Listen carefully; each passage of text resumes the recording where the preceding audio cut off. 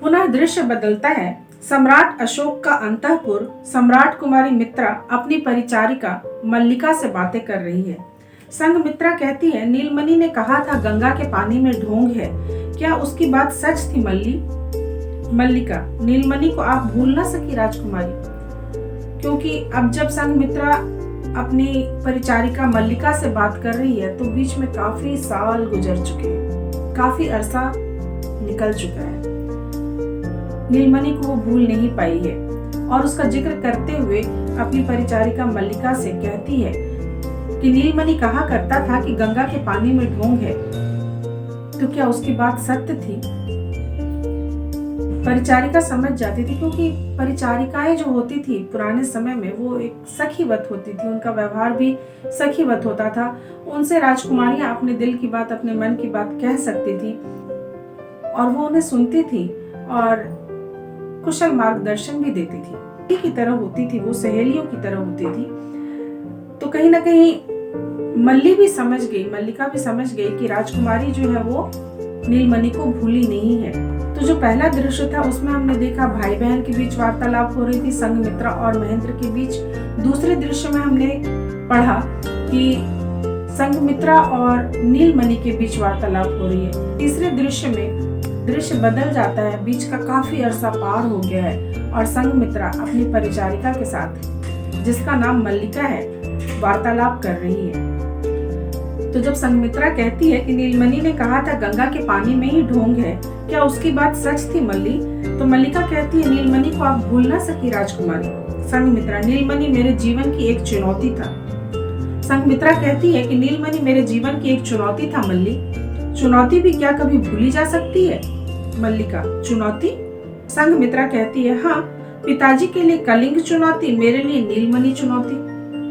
एक ने युद्ध की निरर्थकता सिद्ध की और दूसरे ने, और बात अधूरा छोड़ देती है तो मल्लिका उसे पूर्ण करती है, उस वाक्य को पूर्ण करती है प्रेम की। क्यों? यानी जब आप पूरा वाक्य पढ़ेंगे तो वो इस तरह से आएगा कि पिताजी के लिए कलिंग चुनौती था और मेरे लिए नीलमणि। एक ने युद्ध की निरर्थकता सिद्ध की और दूसरे ने प्रेम की। मल्लिका कहती है, प्रेम की? क्यों? संघमित्रा, हाँ, प्रेम की। और जानती हो मल्लिके, प्रेम और युद्ध एक ही सिक्के के दो रुख हैं, अलग रूप किंतु शरीर एक, अलग शब्द किंतु अर्थ एक, बोल अलग किंतु मोल एक। मल्लिका कहती है, कलिंग ने सम्राट को पीला वस्त्र दिया। कलिंग ने सम्राट को पीला वस्त्र दिया का अर्थ है कि कलिंग विजय के पश्चात ही अशोक ने बौद्ध धर्म को स्वीकार किया था, भिक्षुक बन गया था और इसीलिए उसने राज वस्त्र जो थे उसे त्याग दिया था और भिक्षुओं वाले वस्त्र पहन लिए थे। तो वही वो कहती है जिक्र करते हुए कि कलिंग ने महाराज को पीला वस्त्र दिया था। मल्लिका कहती है कि कलिंग ने सम्राट को पीला वस्त्र दिया। संघमित्रा कहती है कि और नीलमणि एक दिन मित्रा के शरीर से भी यह रंगीन चीर उतार कर रहेगा मल्ली। इस वाक्य को जब आप देखेंगे तो आप समझ पाएंगे कि लेखक ने जो एक चेष्टा की थी इतिहास के पन्ने को पलट के सत्य को जानने की, ये जानने की कि संघमित्रा क्या सिर्फ पिता के आदेश से भिक्षुणी बनी थी या कि उसके मन में कोई अंतर्द्वंद था। तो कहीं ना कहीं उसकी झलक यहाँ पे आपको देखने को मिल जाती है जब वो ये कहती है कि नीलमणि मेरे शरीर से भी ये रंगीन चीर उतार कर रहेगा एक दिन। तो मल्लिका कहती है, यह क्या बोल रही है राजकुमारी? कहीं संघमित्रा, कहीं मेरे पतिदेव सुन न लें और तू चिंतित होती है उसका नाम स्मरण कर। मुस्कुराती है मल्लिका, हाँ, उनके पिता ने यह अच्छा नाम नहीं चुना था, अग्निवर्मा, किंतु स्वभाव तो बहुत ही प्रेमल है। जैसा कि मैंने कहा था कि बीच में कई साल गुजर गए, कई अरसा गुजर गया, यानी इस बीच संघमित्रा की शादी हो गई अग्निवर्मा नाम के युवक से, और सिर्फ शादी ही नहीं, उसे एक पुत्र रत्न की भी प्राप्ति हुई इस बीच। तो क्या संघमित्रा दोहरा जीवन जी रही थी? शरीर का समर्पण अग्निवर्मा को और मन का समर्पण नीलमणि को। ये दोहरा जीवन संघमित्रा क्यों जी रही थी? ये अंतर्द्वंद उसके भीतर क्यों चल रहा था? चलिए आगे पढ़ते हैं। संघमित्रा कहती है कि तभी तो मित्रा ने अपना शरीर उन्हें पूर्णतः समर्पित कर दिया है। क्योंकि मल्लिका ने जब कहा कि नाम तो उनके पिताजी ने अच्छा नहीं चुना, अग्नि वर्मा नाम है, पर स्वभाव से बहुत ही प्रेमल है, इसलिए संघमित्रा कहती है कि हाँ, क्योंकि वो स्वभाव से प्रेमल है इसीलिए उन्हें मैंने अपना संपूर्ण शरीर समर्पित कर दिया है। मल्लिका अचंभित होते हुए पूछती है, शरीर? संघमित्रा, हाँ, पिता शरीर का दान करता है। पति का नैतिक अधिकार शरीर पर होता है, जिसका जो अधिकार है उसे मिलना ही चाहिए। मल्लिका, केवल शरीर और हृदय? संघमित्रा, ढोंग नहीं मल्ली, ढोंग नहीं। जिस दिन नीलमणि की अंतिम पदचाप सुनकर लौटी, हृदय को कहीं अलग अर्पित कर दिया।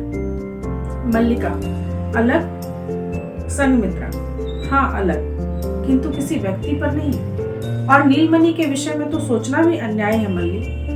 नीलमणि कोई व्यक्ति तो था नहीं। उसने यह सच कहा था, नीलमणि मर चुका। वह जो यहाँ था वह तो भूत था उसका। मल्लिका, तो किसे अर्पित किया राजकुमारी ने?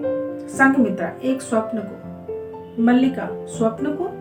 संघमित्रा, हाँ, एक स्वप्न को, सपनों के एक संसार को, जिसमें किसी को नीलमणि नहीं बनना पड़े, जहाँ हरा भरा देश शमशान न बन जाए, जहाँ जीवित मानव भूत न बन जाए। मेरा हृदय उसी स्वप्न को अर्पित हो चुका है मल्लिक। तो मल्लिका जब पूछती है कि स्वप्न को, संघमित्रा कहती है कि हाँ, एक स्वप्न को, सपनों के एक संसार को, जहाँ किसी को नीलमणि न बनना पड़े, जहाँ हरा भरा देश शमशान न बन जाए और जहाँ जीवित मानव भूत न बन जाए। मेरा हृदय उसी स्वप्न को अर्पित हो चुका है मल्लिक। मेरा हृदय उसी स्वप्न को अर्पित हो चला है। यहाँ पे वो दूसरी झलक आपको देखने को मिल जाएगी कि उसके कदम कहीं ना कहीं भिक्षुनी बनने के राह पे हैं, क्योंकि उसने रंगीन चीर के उतारने की बात कही और किसके ख्याल से वो रंगीन चीर उतारा जाएगा ये जिक्र कहा। और यहाँ पे ये जिक्र कर रही है कि उसने अपना हृदय नीलमणि को नहीं दिया, बल्कि एक ऐसे स्वप्न को अर्पित कर दिया है जहाँ पे किसी को नीलमणि नहीं बनना पड़े, यानी किसी भी तरीके का खून खराबा ना हो, किसी भी तरीके का युद्ध ना हो। मल्लिका, तो मल्लिका पूछती है, तो फिर विवाह क्यों किया? हृदय अलग, शरीर अलग, यह तो अजीब साधना है राजकुमारी। संघमित्रा, बिल्कुल सही कह रही हो मल्लिके, शरीर अलग, हृदय अलग, अजीब साधना। किंतु पिताजी की आज्ञा जो थी, पिता की आज्ञा, राज आज्ञा। किंतु मैं जानती हूँ मल्ली, एक दिन पिताजी मुझे इससे भी बड़ी साधना की कसौटी पर कसेंगे।